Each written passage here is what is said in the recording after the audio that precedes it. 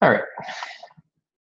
So we've got this new tool, 2017. I'm building a stair tower, and I wanted some connections with these angles to this header channel. And I put the first one in, and there were some complications, and I went from there, and the complications just got further. Now, not to disparage the tool too severely, but because it's a really great idea, but it just doesn't work right. So I kind of wanted to show you guys, walk you through it, and you can play along with me. All right. So what I wanted to create was a connection from this angle to this header channel. So we'll start, select the header channel. Let's set my render filter first, default. Select the filter, we'll add component, which for me is an AC command. Surfaces connection. All right.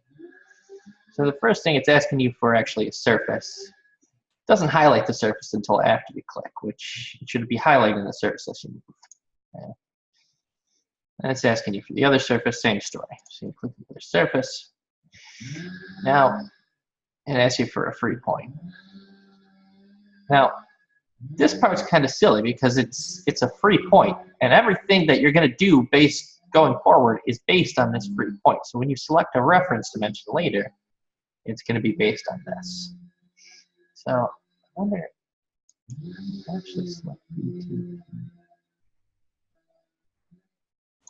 All right. So now, as you can see, we've got this component set up.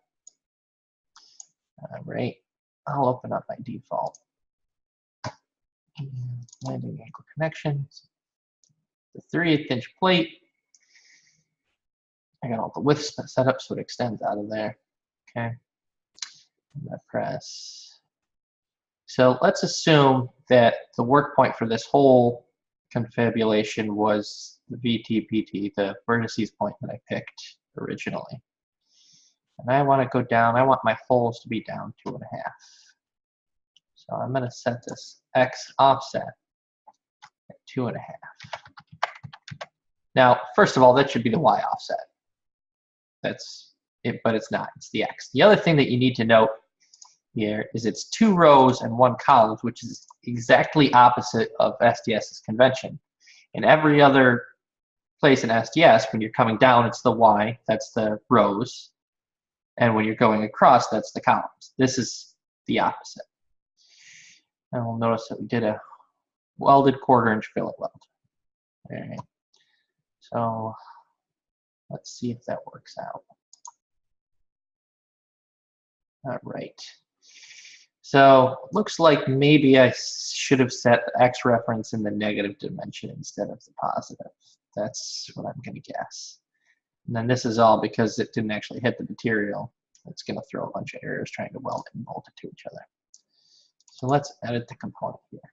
Now, the next thing to note about this tool is, as you see again, the X offset changes back to 0 every time. So when you change this dimension, what it's actually doing is just moving this in or out. So since I was wrong by 1.5 inches, I'm going to go down, or actually 2.5, so I got to go down 5 inches. And that should relocate the whole thing 5 inches down. All right. So we'll try that out. All right. So that got it where I want it, I think. So let me check this out and see if that's actually at 2.5 inches below top of steel the way I want it.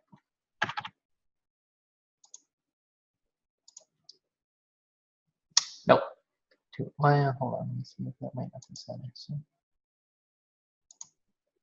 Okay, so it is. This is the old 2 7/16, what I was testing before. All right, so that's an important point you'll have to remember, is when you're putting this in and locating the point along the plane, that's an important point, and you can't just let it be free point. You actually have to select a vertices point if you, it should be what you want to reference from. So there's that. All right, so then I said, okay, the next thing I did, I said, okay, great, I've got this connection. I want to copy it on down here. Well, because the component is attached to the supporting channel, when you copy this member with this connection, it doesn't copy down. It just leaves you blank. And when you try and let's say model component copy. Okay, it's going to ask you what number to copy to. Then it's going to ask you all this stuff over again. So it's not really helpful. So let's just play along here. Copy that one. Ask you this one. Yeah, we're going to say vertex point here. All right. Now, as you can see, it's not the same at all. All right.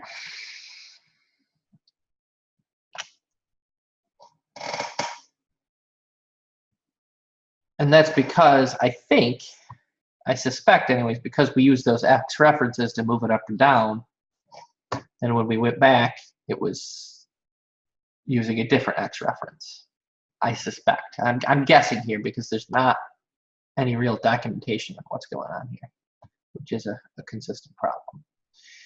But then I'm going to take you to the next. So copying is a huge problem because you have to get the points. It asks you for the points again, which you might as well just start over again. And then you're losing all the advantage of using the component in the first place. So the next thing is, all right, as you can see here, we have clearly a double-sided fillet weld. Okay? Except when I edit this, it's not a double-sided fillet weld, it's a single-sided fillet weld. Okay? That bears itself true if I view the detail.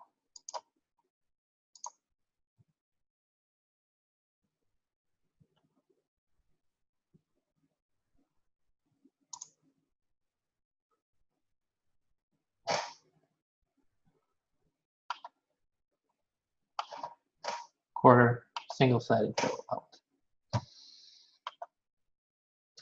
So, anyways, that's a brief run down on, and this is a fairly classic case of whoever programmed it or tested it or whatever else didn't test it under real-world conditions or give it to a detailer and say, hey, use this tool, let's see what happens. And we can figure out all of this stuff, and the famous word is workaround.